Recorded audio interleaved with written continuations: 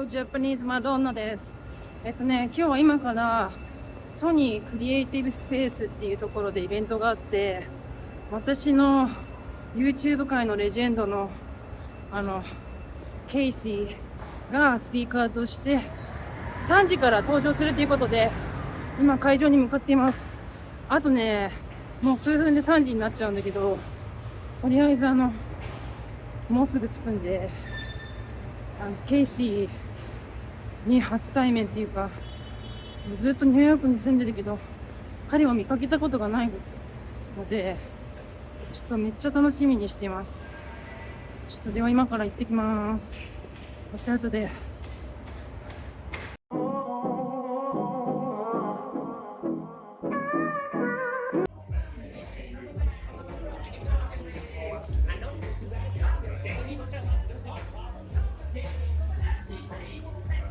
Love your style. Thank you.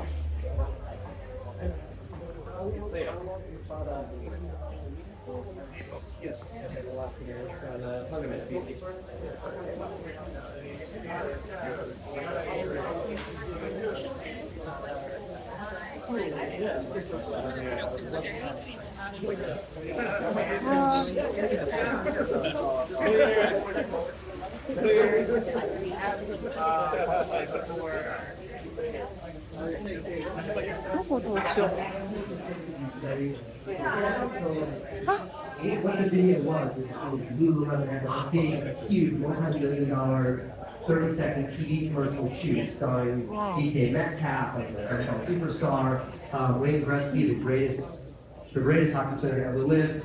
And they're like, it's funny looking guys on YouTube. And I just had like a bit part in it where I skateboard through the frame at the beginning.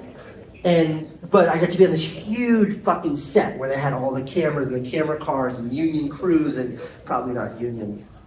Probably not union. Maybe not union, you know. All these crew, like it was a huge production. And the only thing they said to me is, please don't film anything during the shoot. So I like gave my cell phone to my agent who was there. And I was like, just record it. Like record wherever you can. And that's what she did. She got these like cute little sneaky shots of me. But when it was over, like I saw the crew gather around and we've been trying to get this one shot. And they're like, we're not gonna get it, we're over time, we have to kill. And the director's like, one more take. And I think that he got it. And I saw the crew kind of coalescing in a celebratory way. So I went over to Carolyn and I was like, can I have my phone? And I took it and I just skateboarded over towards the noise. And what I was seeing in real life was so, like it was people celebrating. It was like the most lovely thing. Like we did it. It was like a collective celebration of accomplishing a collective goal. And as I rolled up, I get tapped on my shoulder and he's like, yes. And it was just my POV. It wasn't like this. I just turned and went like that. And then sure enough, when I'm sifting through the footage, I was looking through it and I was like, yes, that captures the emotion. Yeah. You know, my big brother Van, he might have stolen this from someone. My brother Van is my favorite YouTuber, my favorite filmmaker in the world. Yeah, the spirited man. The spirited man. And Van had this video where he talked about the role, the job of the artist, the filmmaker, the photographer, the painter, the musician, the actor. Your job as an artist is to communicate the feelings you had when you created the work through the work itself. You know, like, why do we cry when we listen to like an Adele or Celine Dion song? Because they were probably crying when they wrote it. Yeah. Like, why do we like get angry and want to jump up when we hear like the right Bob Dylan song? Because he was angry when he wrote that. Yeah. And like that is the magic of like what when you look at Guernica, why do you feel the frustration and the rage of like and that's a painting. And like, so for me, as a filmmaker, like in that moment, it was just my cell phone and it was kind of a nothing of a moment, but there was real excitement in that moment. Yeah.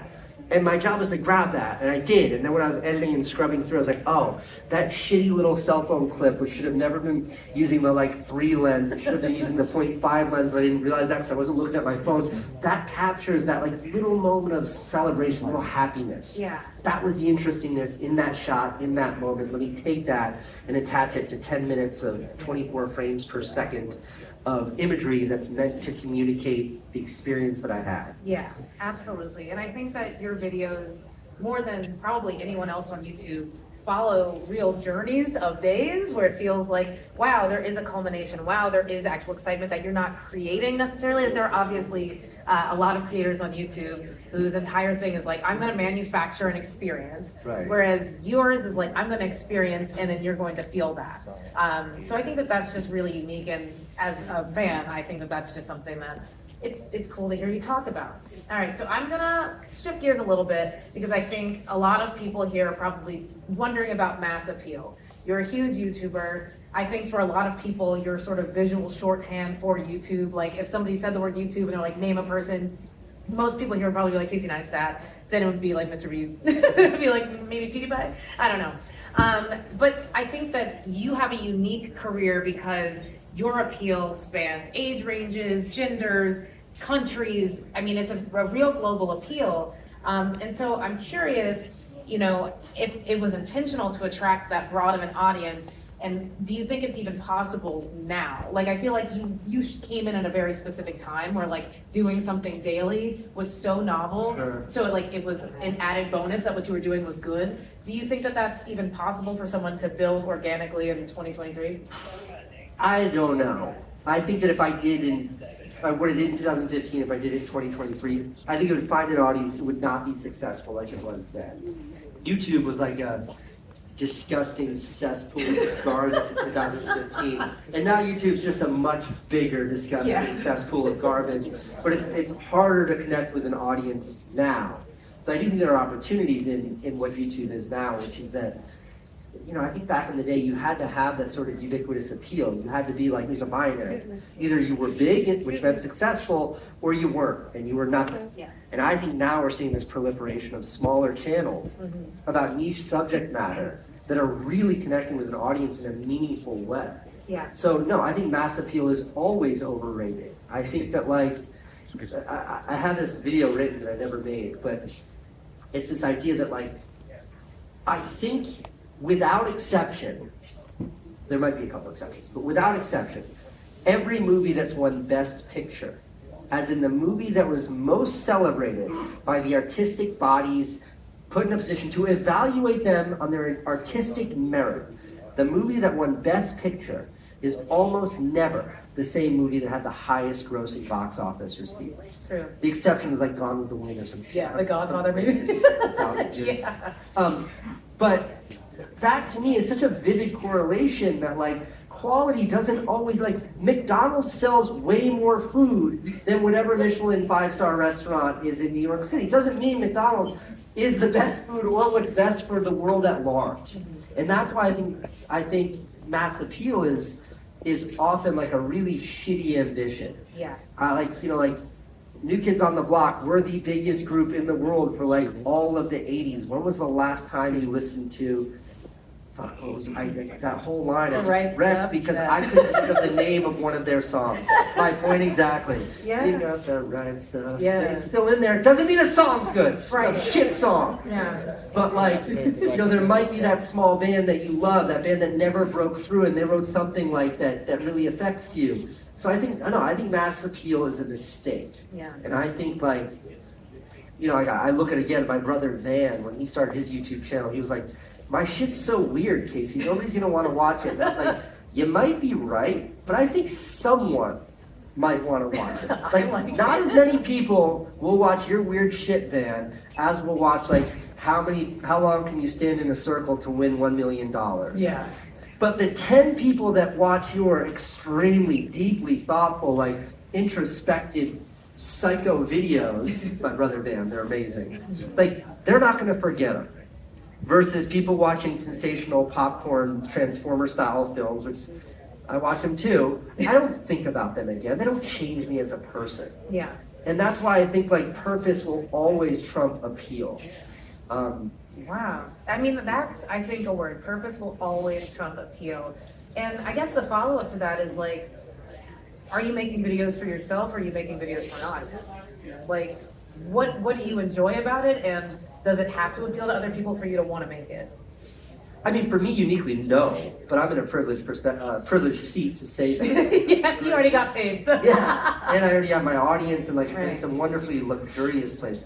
And there's definitely been videos that I made because I needed to maintain. Like when I stopped doing my daily vlog, it was because like there's this thing.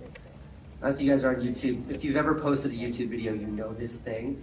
But the only YouTube comments that hurt are the ones that say something that you agree with. Yeah. You're like, people can say bullshit about you, mean shit all day long. You just rolls off. But when someone says something that's the truth, I remember seeing a video, it was like towards the end of my daily vlog, I was like, it just seems like Casey's uploading to upload, like he doesn't care anymore. And I was like, that goes deep. Drag. Right into my soul. So yeah, so I just say it to like guilty, and I've done that in the past. Yeah. But now, like, absolutely not. I don't read comments anymore. I don't look anymore. I deleted, what's that app called? The YouTube Oh. Studio. Yeah, totally. But yeah, I feel Off like my phone, and click upload, and then just go back to my life. Yeah. And it's mainly because like there was a New York City had a flood a couple weeks ago. There was like a fucked up storm. It didn't stop raining for a week, and there was some really bad flooding.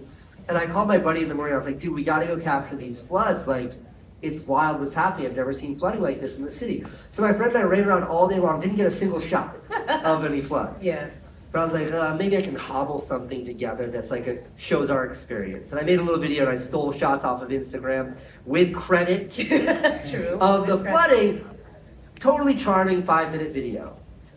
Not my best, I would say, in the grand scheme of things, of like my best work and my worst work. It was somewhere over here. Totally mediocre work, but it was fun. I made it, whatever, click upload. It does like, a zillion views. Yeah.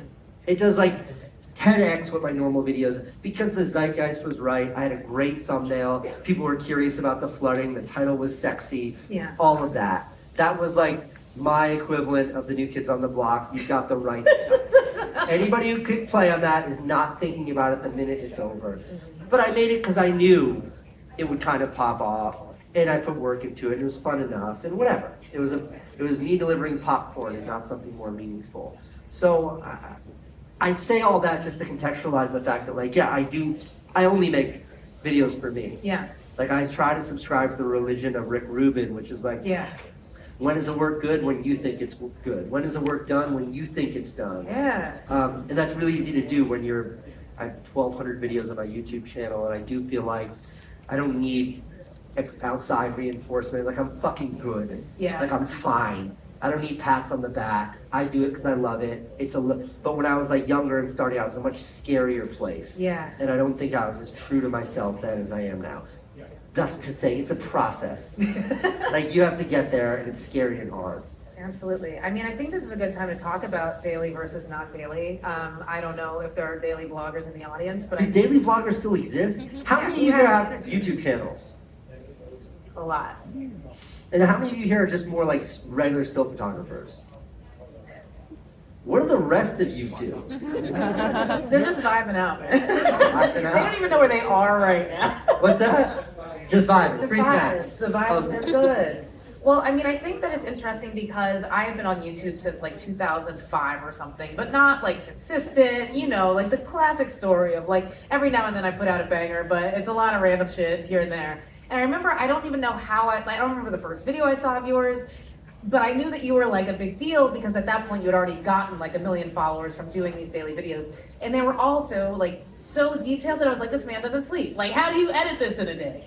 And so I'm curious because I think a lot of people found you then. And now you don't do it daily, but it also does seem like you get a lot more time with your creativity. What do you prefer? And like, do you think, one way is better than the other?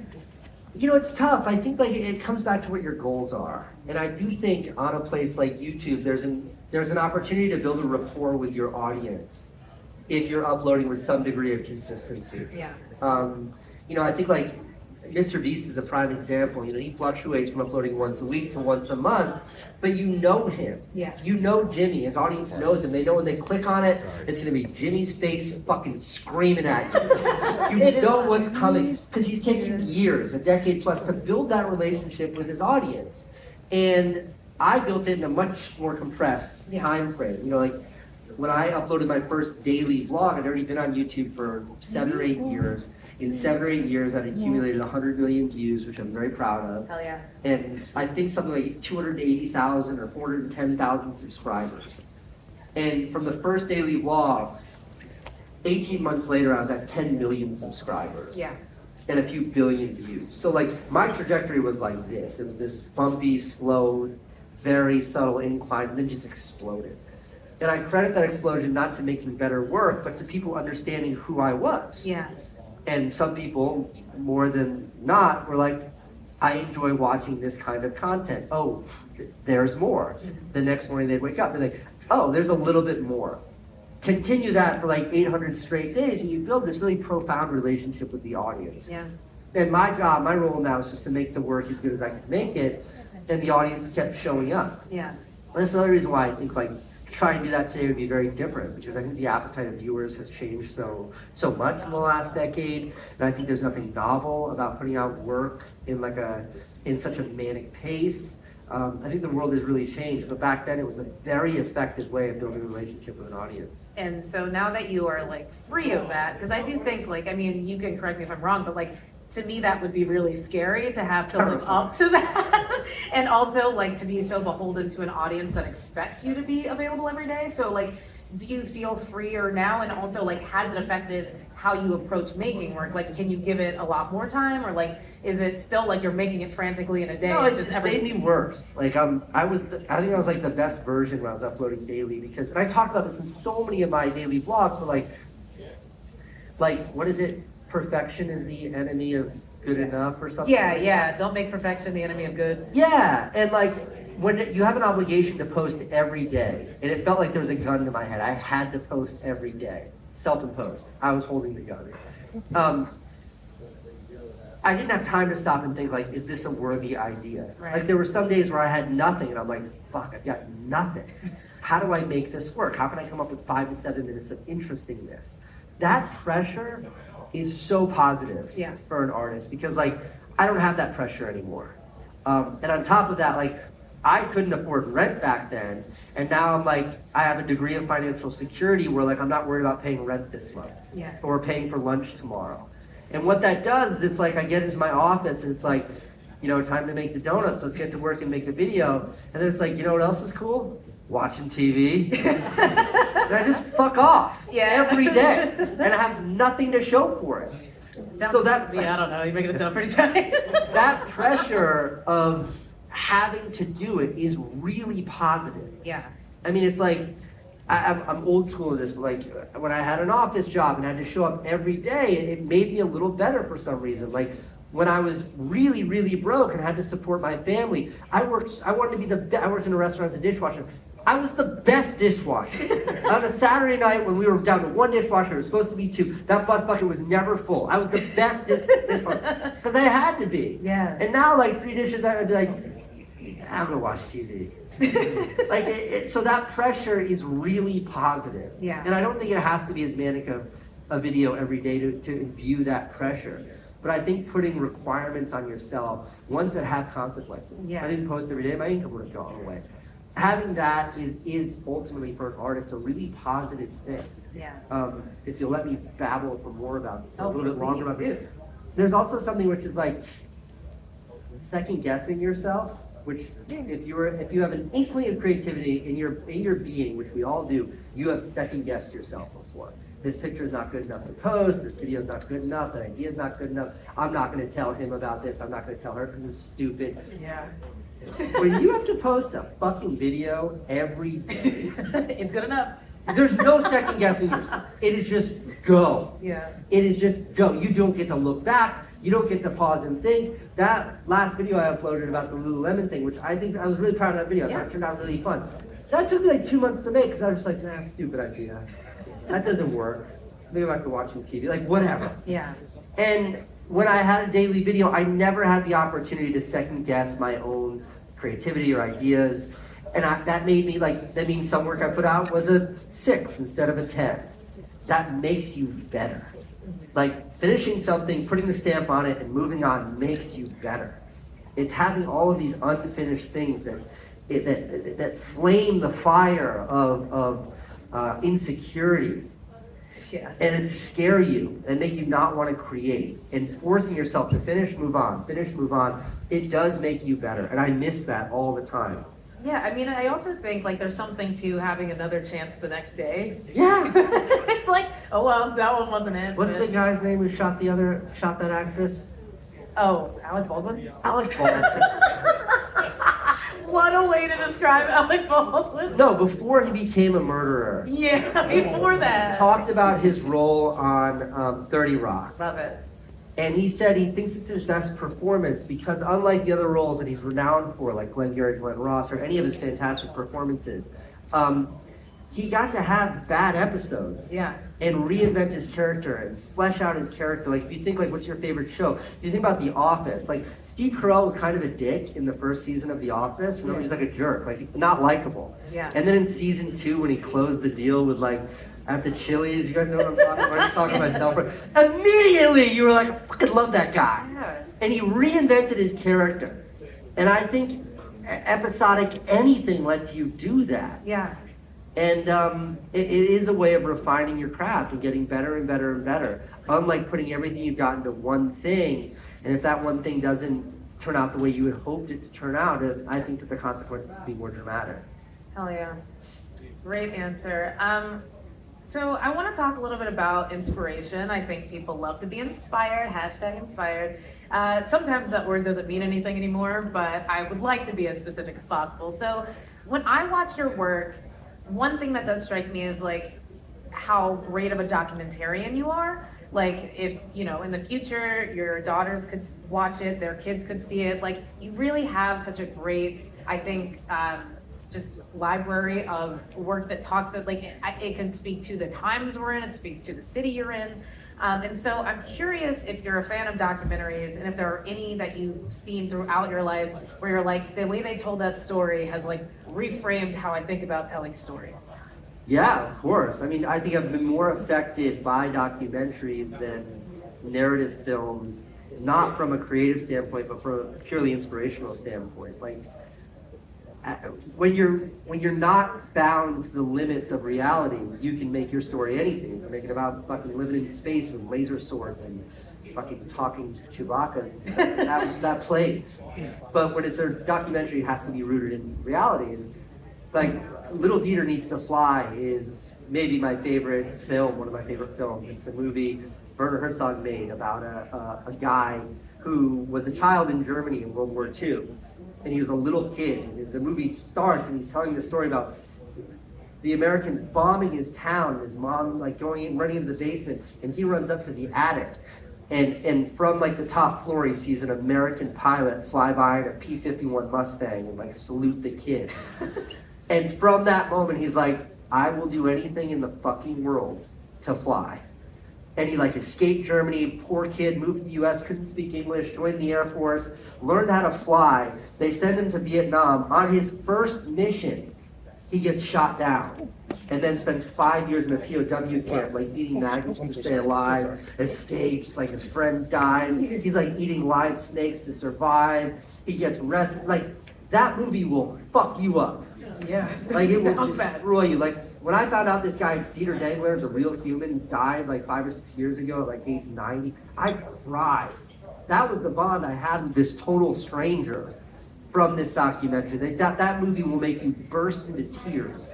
And it's like when you see something that good, you're like, I can't stop until I'm that good. There are like when was the last time you listened to like Prince, Purple Rain, Oh my God. with noise canceling headphones on, and you're just like, I want to quit because I'll never make anything in my life that's as good as what I'm experiencing right now. Like, that is the ultimate level of inspiration. Can I give you a full sidebar on this? Yes. So, Purple Rain, okay, so in New York, you know how you all have like movies in the park? You have like Central Park, Bryant Park, like in the summer it's pretty lit. I think Bryant Park's on Mondays. So I love New York, I miss New York every day, I live in LA. They have something called Cinespia where they, in like the Hollywood Forever Cemetery, show films. Okay. And so I went to see Purple Rain on the 4th of July, not this year, but the year before. And everyone sang along. Also, if you haven't seen Purple Rain, the movie is like, you know, the storytelling leaves a lot. It could have been a TV show. I feel like there's just like a lot of open plot lines. Could have been 15 minutes. Totally. But when he gets to Purple Rain at the end, you're like, I don't even care how bad. Nothing matters. Nothing matters. And everyone sang along. And we were all like, that's an opus. Like, that's the peak of your craft. He looks amazing. It's like a 10-minute song. It's excellent. It's like, yeah, and I think that like truly great work should inspire. Yeah. You should watch that and be like, you know, I strive to make someone feel through my work Yeah. the way that this individual, this artist, Prince, Werner Herzog, made me feel via their work. I think that is the ultimate. It's like, you know, I'm a huge Tarantino fan. Yeah. But the movie that I study the most of his is Jackie Brown. Oh my God. Because the What movie a, that, in if my you haven't opinion- seen Jackie Brown, as a black woman, I'm imploring you to see this. This is Watch. How many of you seen Inglourious Bastards? everybody. How many of you seen Jackie Brown? That's not bad. Actually, yeah, these are filmmakers. Maybe. But Jackie Brown, like, nothing Excellent. really happens. No. More to a play than it is a movie. Like, but in that, it's the nuance, it is mastery. It is filmmaking mastery. And it's so good that much like Purple Rain, it's one of those works of art, so I watch that and I feel defeated. Yeah. Because I'm like, I will never make anything that good again. All right, That- here's a circle yeah, jerky okay. question, Okay. but like, Wow. is there anything, Let's go. are there any videos of yours where when you see them again, you're like, I can't believe I did that? Because I feel like everyone probably can relate to that on some level, especially when you've dedicated a lot of time or it's like a really hard concept and you land the plane. Like, is there anything where you watch and you're like, oh, that, like, how, am I? Like, Yeah, totally. But like, and then for reasons that not because I admire them for because I think they're great, but like Make It Count, which is still one of my most watched videos, like, Hell yeah. That's how I met like you. yeah. Yeah. You had a clip of me and Megan. No, you were in Do What You Can. Do What You Can. That's before it. Yes. This. Make It Count was the predecessor to that, but this is a movie about my friend Max and I kind of stealing a budget from Nike to make a commercial, and we blew the whole budget traveling the world. And we went around the world in 10 days with like hundreds of stops and all over the place, and made a video about what it means to like make it count in life. And I'm 42 now, and I avoid travel like it's the plague. Like Doesn't really look like it, my but fine. in-laws coming to town, and my wife's like, let's go somewhere romantic. Like, let's get away. And I'm like, yeah, like, why don't we stay like on Upper West Side or a couple nights in Midtown? Like, I don't want to travel for anything. In that video, like, people don't believe me when I say this. Like, I used to not tell people the budget for that video, but I'll tell you now, like, the budget for that video was $70,000, which may sound like a lot. But like the craft services, this snack budget on an average Nike commercial exceeds that. And we spent $90,000 on the flights alone. Like we paid for it out of pocket, like that was our money. And it was only economy flights, and we didn't sleep. It was just go, go, go, go, go. And like sometimes we couldn't find flights. Like we were in Uganda at one point in time, and we were trying to get to Tanzania or some fucked up trip like that. The only thing we could do is get on this bus. And how they loaded this bus is you'd have to go in the front in a single row, and then it would be like 8 people across. You're just sitting like this, and like the person in front of me had a chicken, a live chicken. And you get on the bus, and it's an overnight bus, and you're just sitting there like this, and it takes off, and the lights turn off, and then the loudest like Christian sermons you've ever heard, just blaring like the whole night. And I remember reaching over and opening the window to get some air because all you're breathing is people's exhale. And like, I slide the window open 1 inch before the person who's on the other side slams it back and slams my hand in there. Like, how dare you let in fresh air? That was a 10-hour bus ride with no bathroom breaks. Like, Max and I took that on the chin. We're like, this is exciting. I can't for the life of me get back to a place where I was so excited to make a video that like that was interesting or exciting. That sounds like torture right now. Yeah. And that's what those 10 days were. Yeah. Just crazy. But then when manic you watch go. it, you're like, And I watch it and I'm like, well, when I watch it, I don't see it for whatever the positives of the video. All I have to say is, you're smelling what the breath again. the fuck were we thinking? Like, what were we thinking making that video? Like, you truly had to be psycho to have that idea and then try to realize it. Yeah. And I think I'm like old and conservative in my decision making now. Like, I would just like be like, nah. Just be like, go get So a you guys got snack. green I'm screen, just gonna get a snack instead. Yeah, like I wouldn't do it, but I certainly had that when I was younger. And when I look at my films now, I remember being in that place. Yeah. Well, we are at, we're in a room with a lot of people with gear. I think people probably want to talk about your kit a little bit.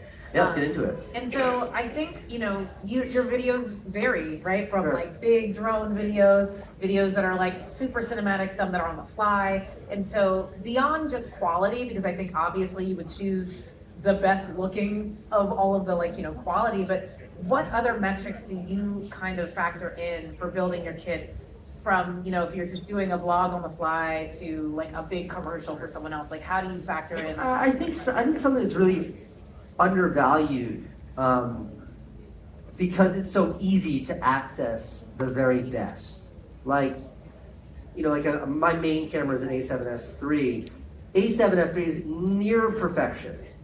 Like the image you're getting from it on a 40, whatever the screen is, like you're not going to tell the difference in the naked eye from that and fucking 35 millimeter. Yeah. Treated right, if everything's done right. Like it is as close to perfection as possible. And I think now there's this thing which is because you can as in make it perfect, you should make it perfect.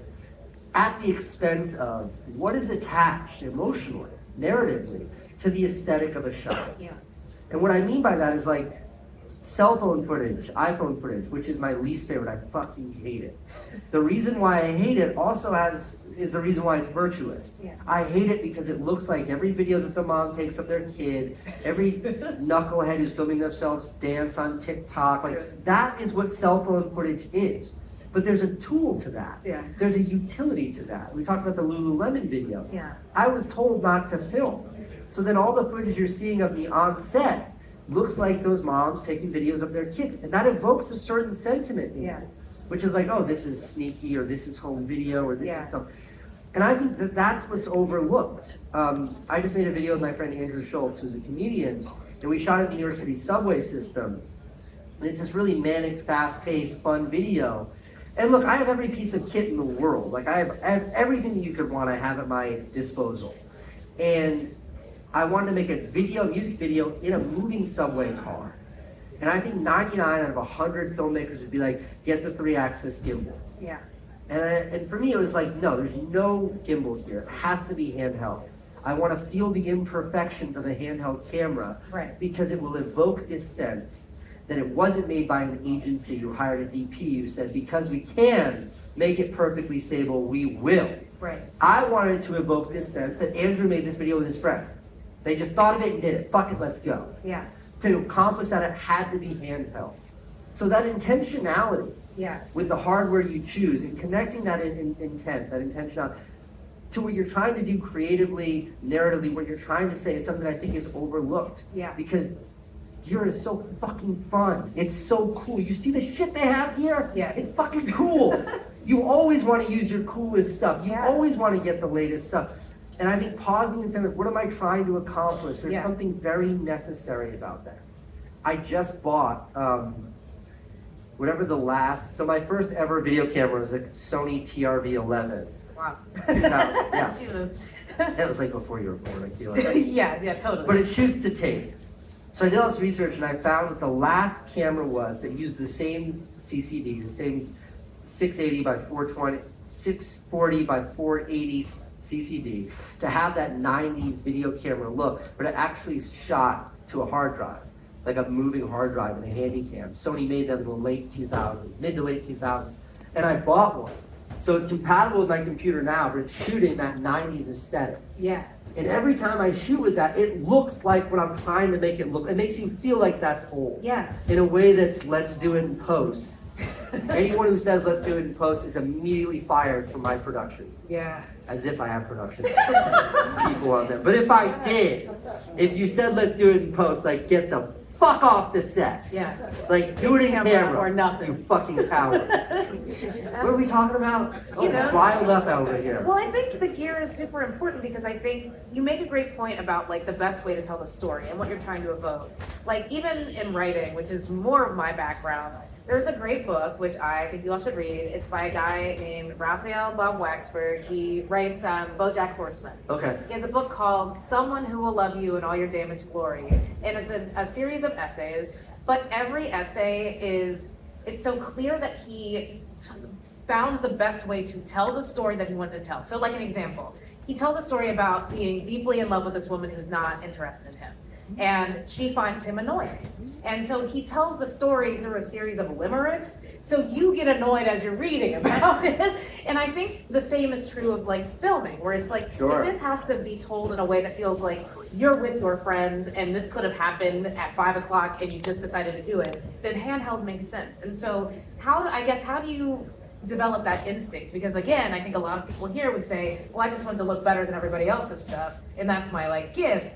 But how do you also like pivot into the creative agency, I guess? It's hard. I think you have to develop your own language. Like, one of my least favorite things is like when someone makes a video about something that is supposedly spontaneous, like proposing to their girlfriend, or like, I don't know, telling someone they like, pick something spontaneous, but it's shot in like 4K 120 stabilized with the camera happening for, like, I have no fucking relationship with this. Yeah. You make a video about how much you love your family and it's you and your children running through a wheat field looking like, you know, like looking like some feature film. Like, I don't trust that. Yeah. When I see that, I'm like, how many takes, bro?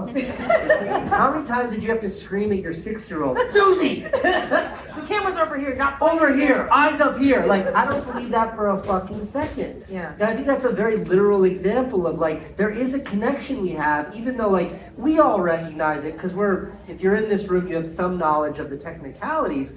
But someone like my wife, she's not a filmmaker, she might not recognize it, she just won't like it. This didn't mean anything to me. Why? I don't know, just didn't mean anything. Yeah, it looked like a commercial. Yeah, like I have a bunch of those films. I like surprise my wife, and like, not on purpose, but like the camera's just thrown down. It's always a fucked up shot. And in what you're not seeing, your brain fills it in like this is real. So communicating the realness, the authenticity, supersedes what you're missing. Yeah. Where it's technical, like what it's lacking technically. And I think because now we're in this world where like everybody in this room with whatever camera's in your hand, you can make almost any movie. Yeah. That there is this propensity to like, no, because I can, I should. Yeah. And that's not the case. Citizen Kane, like to date, one of the greatest films ever made, was still edited with scissors and Scotch tape. Like they couldn't, and they still did. Yeah. And I think it's a very important reminder. Yeah. When I think about your career overall, and it's like it's your life, but it's also your career, I feel like you have these very defined chapters, right? You have the HBO era, you and your brother, you're getting paid to make something that works for cable. Then you go rogue, and it's just Casey doing it every day, no sleep, hotel, plane, hotel lobby, no sleep, again, like over and over. And then now you're kind of in this, like, you have, I think, more space to figure out. So I guess I'm curious, where do you see yourself going? Because I do think that you are, for a lot of people, this beacon of like, well, he's gonna be the one to push it forward, or like, he is pushing it forward. So what do you think is next, and what are you excited for? I have a very unsatisfying answer, which is like, one, I've been very lazy lately. And I can give excuses. You just ran a marathon. Yeah, I can give excuses that make sense, like playing with my kids and stuff. It is nice playing with my kids, but Yeah. I've genuinely been like nowhere near as productive lately. What the fuck are they doing back there? Guys, give it a rest. Just being distracted. I've been lazy lately, so like, hey, it's not a real excuse, but like, I'm definitely at this place. Like, I'm in my mid-40s. I've achieved a degree of financial confidence where like I'm able to make enough living to support myself. I'm at a place in my life which I hope everyone gets to experience, which is that I really can choose to do what I want to do. And the truth is, all I want to do is be alone in my office making YouTube videos. Like, I just want to make these, like, you should make a feature. Like, no. You ever made a feature? Not fun. Yeah. Like, being alone, making these little videos, doing that Rick Rubin thing, which is like, you finish it, or you put this thing out, you tweak, then you click play, and you're like, yes, and you watch back your own work, and you get that feeling. That is the greatest thing ever. Yeah. And all I want to do right now is kind of chase that. There's nothing in the spectrum of options for me that excites me anywhere near as much as that. Yeah.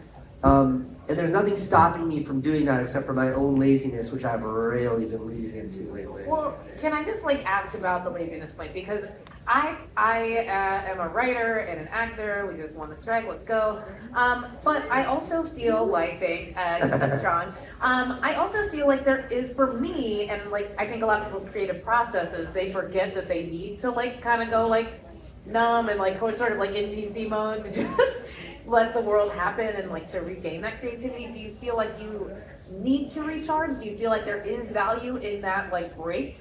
I mean, no, I think mostly it's bullshit. It's fucking cowards that are like, I need But it's a new season of I need a me day, like a personal fucking self-development. Fuck Yeah. you.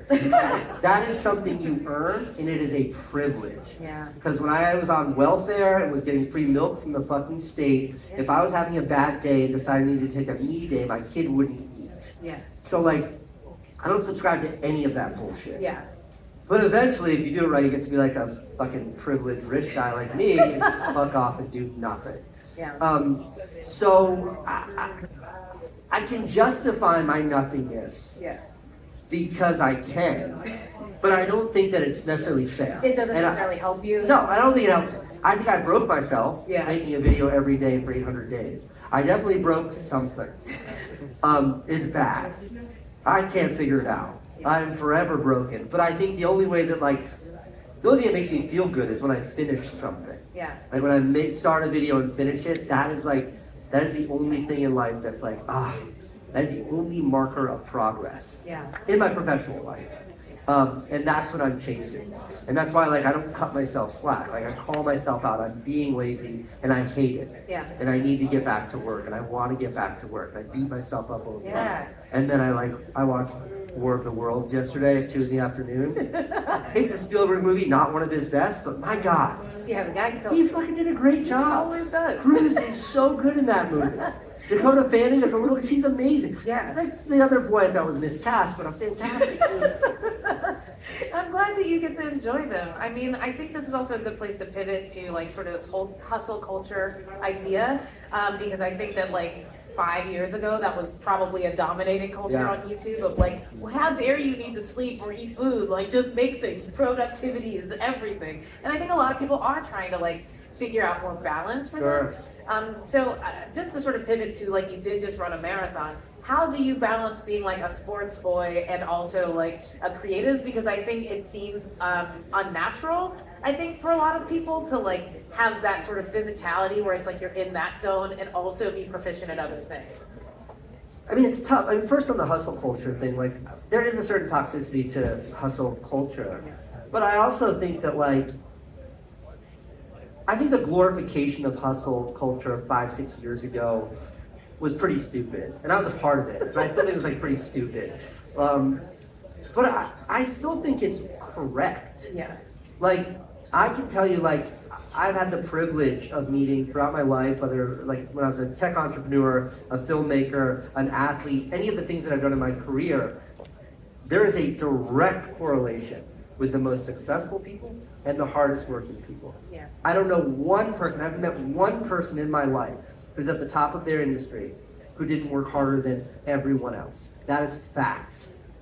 So yeah, it's toxic and working all the time and not sleeping and sacrificing your health and all that. It's fucking, but if you want it, yeah, there's a shitty, fucked up price to pay, and that's what it is. Yeah, life's algorithm is just a little. It just sucks. You gotta do it. You don't have to. I think there's a very happy, comfortable life where where you're not. And Yeah. you find a place that works for you. And I think that's also to be celebrated. Yeah. And we touched on this a little while ago, but I think that's the beauty of YouTube now. I think YouTube now is more fragmented than it's ever been. Photography now, social media now, is more fragmented than it's ever been. You don't need to be Mr. Beast to be successful. Yeah. You can have 20,000 subscribers that are really dedicated to your craft and what you're doing. They appreciate the niche that you're living in. And I think that's a beautiful thing. What it used to mean to be a successful artist was to be at the top or you didn't exist. And I think all of us here live in a unique time in the world of art and creativity, which is that you can find a degree of success that is manageable, Yeah. where you are celebrated by your audience, and that audience can be something much smaller, much more specific. Yeah. I talked about a collaboration I did recently with these dudes who have a YouTube channel and it's only about retro video games. Like, what a crazy, subtle, tiny little niche, but like, I'm a product of like the 80s and 90s. I fucking love Nintendo, man. Yeah. And I linked up with these guys, and like, they have a great audience. They go to Korea, they sell a coffee table book. Oh, wow. And they're interested in one tiny little subject that is for nerds from the 90s like me. Yeah. So I think that's an amazing thing. Me now is how I balance it is I just don't. Yeah. I justify not working because I gotta go run another 1,000 miles by myself, listening to some book on tape. Yeah. It was much harder when I was doing my daily vlog Yeah. and trying to figure out how to stay healthy and stay on top of all that stuff. Yeah. I don't know how I did it back then. I think it was like, back then, when I started my daily vlog, it started on March 25th, I think 2015. That August of 2015, I was $200,000 in debt. Ugh. So I had How? money, Wait a minute. Somebody lent you that money? credit cards. Oh man, Yeah. you gotta teach me how to get some credit cards. Because I made a good living up until then directing TV commercials, but I stopped earning because I was doing, Yeah. I started my tech company. So like, I was definitely more broke when I was a teenager and had nothing. I was making $400 a week washing dishes, and I was like having to get money from the state. I didn't have access to, but I had credit cards. But I was negative, my net worth was negative $200,000. I used to make excuses for Candace every month about why I couldn't come up with my half of the rent. Yeah. So the idea of like taking it easy or watching War of the Worlds instead of working that day just didn't occur to me. It was not an option. Yeah. It was do it all because that's your only path out of this fucking hole you dug for yourself. Yeah. Or get married. Yeah. Or it's over. And that is a really strong motivator. So like, I don't know how I balance things, but necessity is absolutely the mother of success. Like if you don't have to, you're probably not gonna. Yeah. So finding that finding that reason, I think is a really powerful, really understated aspect of succeeding in any capacity in life. Yeah. I guess I'll have like one more sort of YouTube question, and I think we can take some from the audience. Okay, cool. So my last question is about Mr. Beast because, he has more viewers than God and he's huge and everywhere. So I subscribe to a really great Substack. It's called Garbage Day. Ryan Broderick, who used to be at BuzzFeed, writes it. But he wrote an interesting article recently about Mr. Beast in particular. Okay. Because he just did this video about like building these wells in Africa. And a lot of what he does is like he gets a large sum of money and he gives it away or does some sort of big stunt. And no matter how much good he's doing, there is always like a group of people who are like, I don't know, man, he's just weird. And he tried to distill why people felt that he was weird. And so Ryan Broderick's hypothesis was that he is viral for viral's sake. That people don't really understand what the virality is for, or like if there is any other goal besides just go viral. I think a lot of times, and maybe people don't even use that language anymore because viral seems so like there are niches on TikTok. There are 1 million of people with 1 million followers. What is viral? But when people ask you, because I know you get this question all the time, how do you go viral? Does it even occur to you anymore? Like, do you care about like hitting specific numbers? No, I don't give a shit. I did, I don't. Like that's why I talked about that example of like the video I made about the floods in New York. A mediocre C+ of a video, and it was the most watched video I'll have posted this year. Nowhere near the work I'm the most proud of. Yeah. The correlation between qualitative success and quantitative success on YouTube, I think there's a huge disconnect. But here's why I love Mr. Beast and why I will defend him until the end of time. His mission has always been to win on YouTube. His mission has never been to be the most respected artist, to be the most inspiring individual, to change the world by communicating his message. Yeah. Like, here's a guy who, when he was a kid, the only thing he had was like a really shitty webcam. And if every one of us in this room was to be given a shitty webcam and told to come up with a video that gets 20 million views, every one of us would fail. There's just no way to do it. Yeah. And he sat in front of that webcam and counted to like 10,000. And the video was watch me count to 10,000. It said for like 40 hours. 1, 2, 3, no cuts. The video went viral. There's no creativity in that. There's nothing inspired. But it's like, fuck, like I need to watch it to see if he actually did it. I'm gonna skip through it. Like, he had that in it.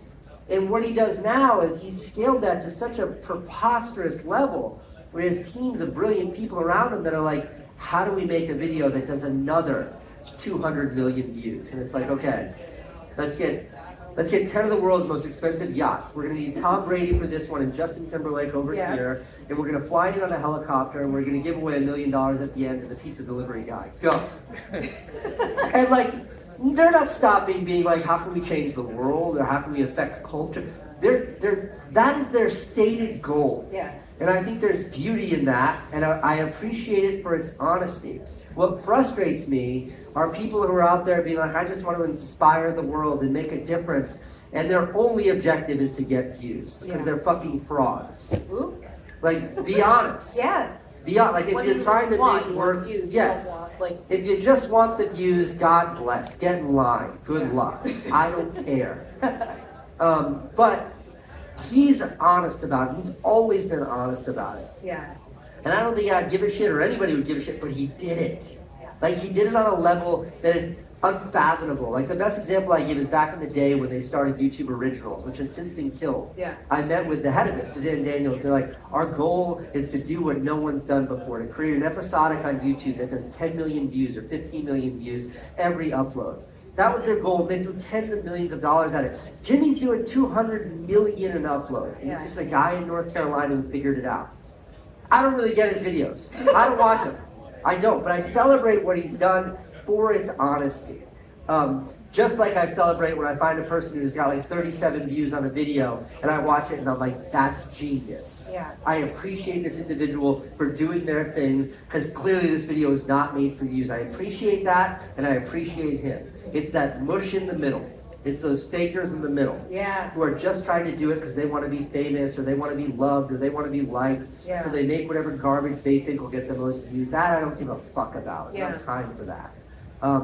But he's not that, and the creative's not that, Yeah. and you're not that. Yeah, And I yeah. hope none of you are that. I can't imagine any of you are. You wouldn't be here listening to us go on and on about whatever babble we're yapping about. Yeah.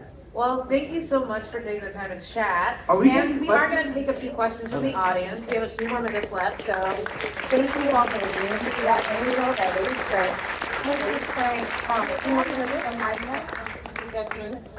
Okay, we'll just have to yell. Okay, I'm calling on you right here because I saw your hand first.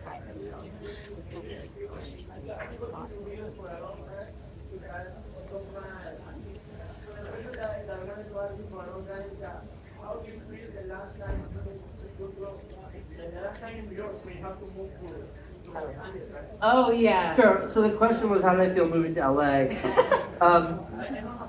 Yeah. So like, look, we moved to Los Angeles 4 years ago for family reasons. All of my wife's family, my family was out there. We thought it was time for a change, and then just failed miserably. It just didn't work for us. But as it pertains to me as a creative, I think I underestimated how much creative inspiration I took from my environment. Like, New York City for me is so much more than a home. It's like, we talk about that idea of interestingness. Like, I can step outside right now and write 10 YouTube videos before you feel on the block. Yeah. And that's not everybody, but that's how I feel about New York City. So when I moved to California, among the myriad other things that, like, the place just wasn't a good fit for me or my family, that was the singular thing I missed the most. And when I get back to New York, it's like all my notebooks are filled up with ideas, because like I can't step outside without seeing something like, how come nobody's told that story yet? Like, why hasn't anybody done that? Like, this is preposterous, but in my 1,200 videos on YouTube, my 4 billion views, the most watched video I've ever made was a 15-second cell phone clip I posted on TikTok a few weeks ago with no cuts, no edits, no color correction, no nothing. Where I was walking down the street and I felt a soft spot in the sidewalk. I took my cell phone and pushed down, and the hole fell out beneath my foot. You could see like 100 feet into the dregs of New York. And I posted that, and like 100 million views later, I'm like, see, this city's fascinating. Yeah. So that's what I missed in Los Angeles. Great question. As the moderator, try to go boy, girl, boy, girl. We're trying to mix it up a little Yeah, bit. I know okay. we're a little X chromosome Let's do the heavy ladies here, side, but yeah. We got, Any all right, ladies here's first? one right here. Let's hear it. Let's do it. Intrigued as to what was that shot during the movie commercial that they were celebrating about? Because I love it. okay, so the question was, what was the shot in the Lululemon commercial? Which, by the way, that is a great commercial. It's so good. If you want to know how to, like, why commercial directors are so celebrated in their field, trying to do anything in 30 seconds, we're like, here, your job is to sell pants. You have 30 seconds to do it. And by the way, it better be creative and interesting. That is a hard assignment, and that commercial was fantastic. So the opening shot is this crazy wide shot where there's a dude in the foreground, he watches me go by on a skateboard in the background. That was not in the shot list. That was not in the storyboard. But we're shooting there, and the director was like, we need a wide. And how it works, just to get into the specifics, is like, my contract was to film for like 6 hours. We're 7.5 hours. And the director corners me and he's like, hey man, I want this shot, but we're way over. And I'm like, dude, I'll stay here all night. And the client was like, pull Casey, pull Casey. And I grabbed my agent and I was like, go tell them no matter what, we will not ask for anything above the line. Like, this is all because I want I want this to be as good as possible. And that was the shot. It was that one wide shot. And what's crazy is how much work they had to do in post, because it was almost dark out. And the rest of that commercial was shot like midday, bright sun. But it was just that really wide shot. And it was so hard because we actually shot that in the streets of Vancouver. So there were like police everywhere trying to stop traffic and trying to stop people from walking.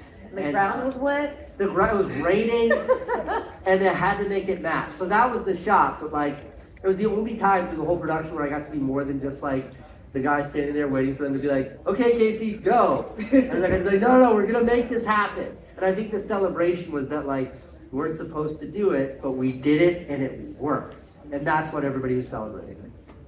All right. Oh, everybody has a question. Okay, I see one right in front.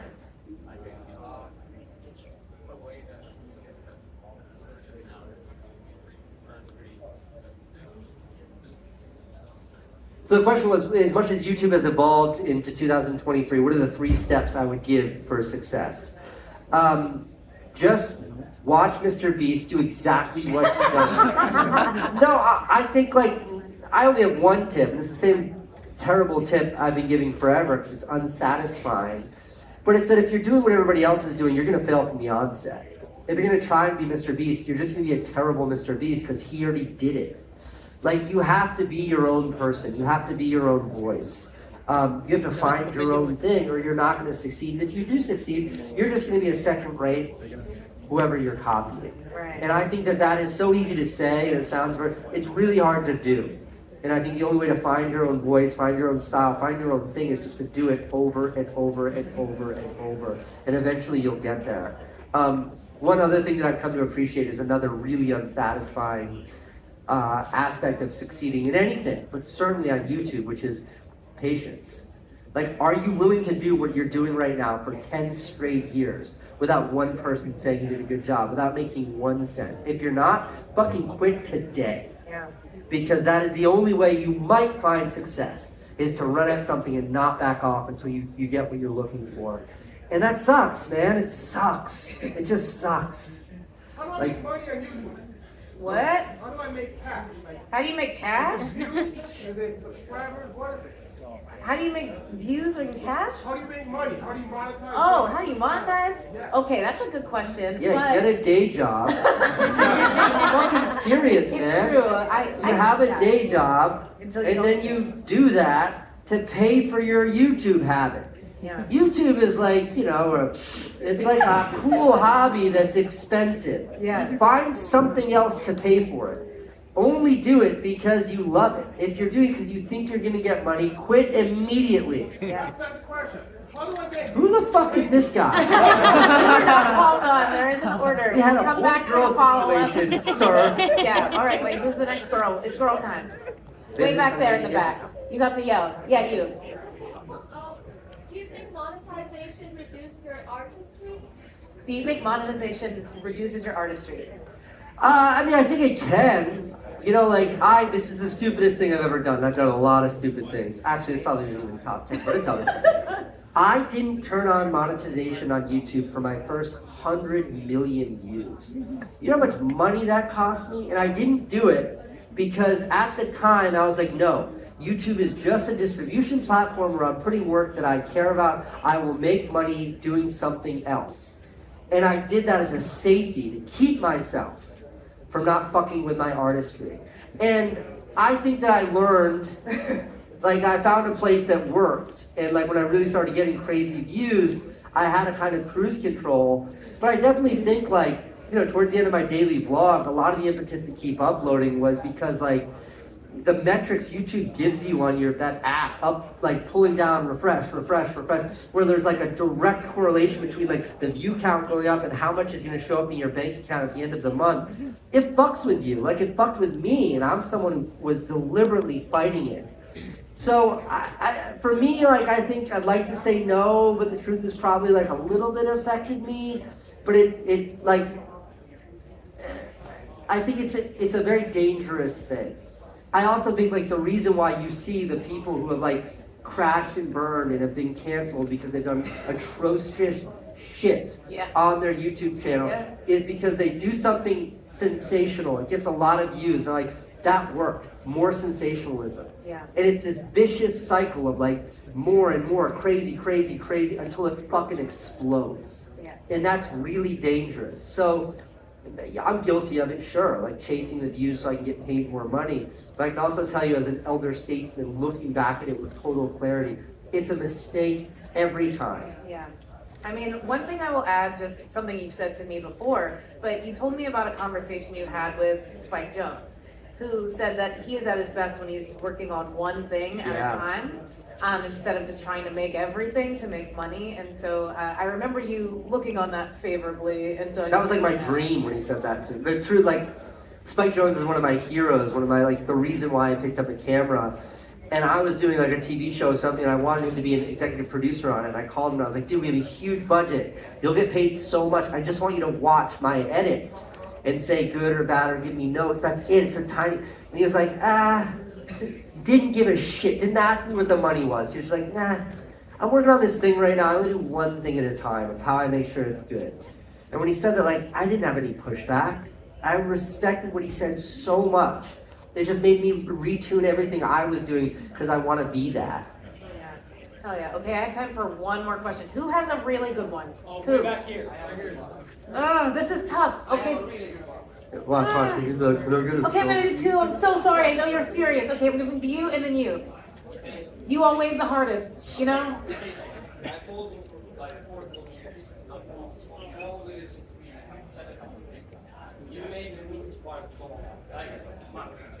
Okay, so far this question sucks.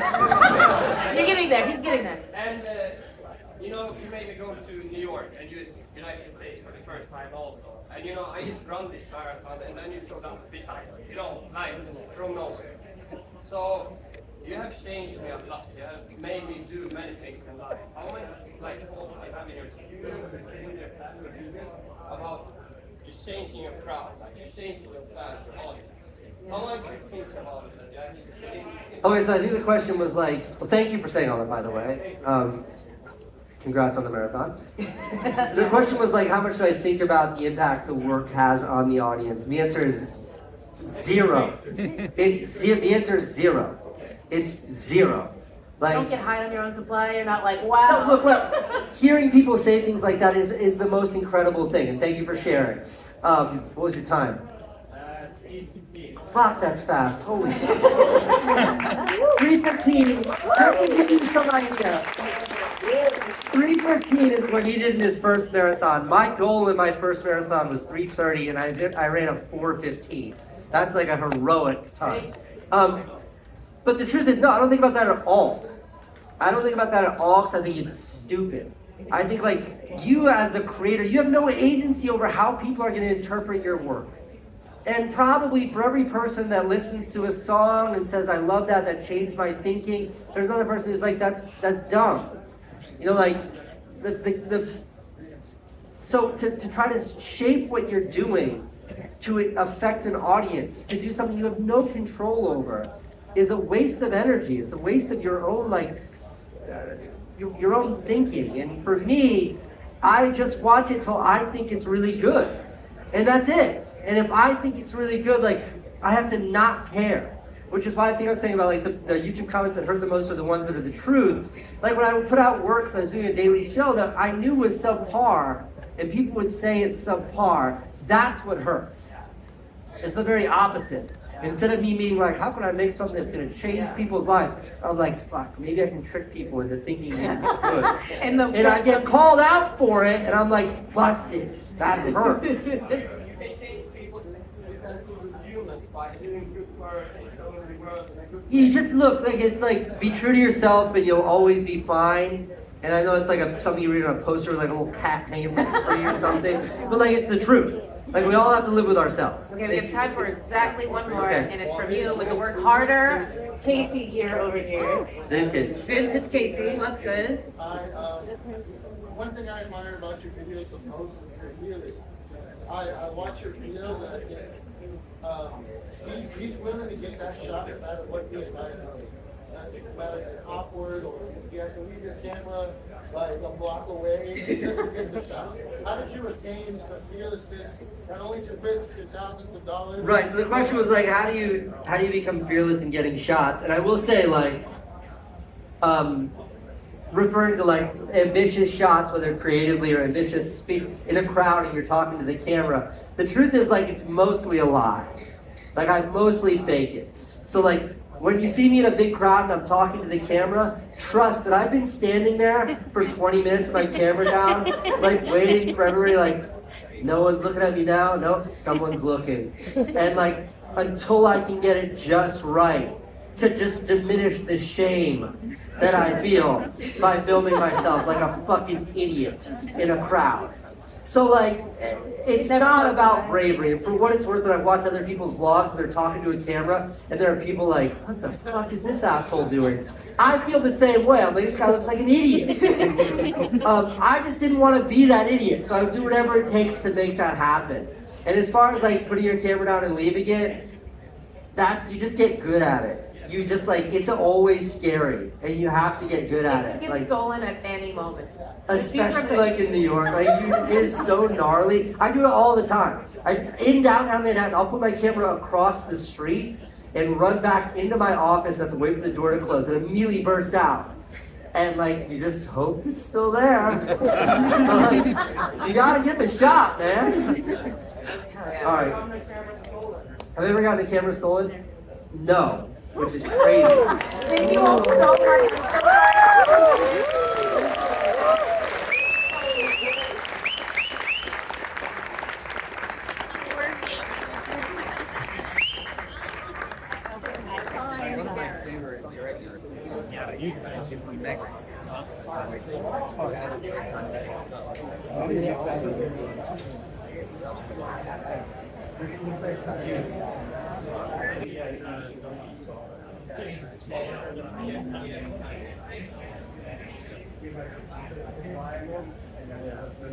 When I was in Japan, like I.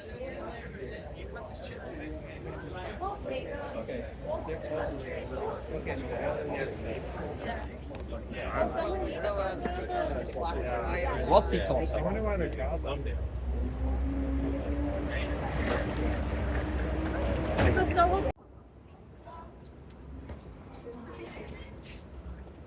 いや、ケイシーのスピーカーのイベントに行ってきました。1時間ちょいぐらい話したかな。いや、もう本人が近くにいるってだけでめちゃくちゃ興奮した。やばかった。ずーっともう真剣に私は彼が話している姿を1時間ずっとビデオを撮りました。やばいでしょ。近くにレジェンドがいたんで、いや楽しかった。なんかもう同じ空間にいただけでも幸せでした。ということで今から次のイベントに向かいます。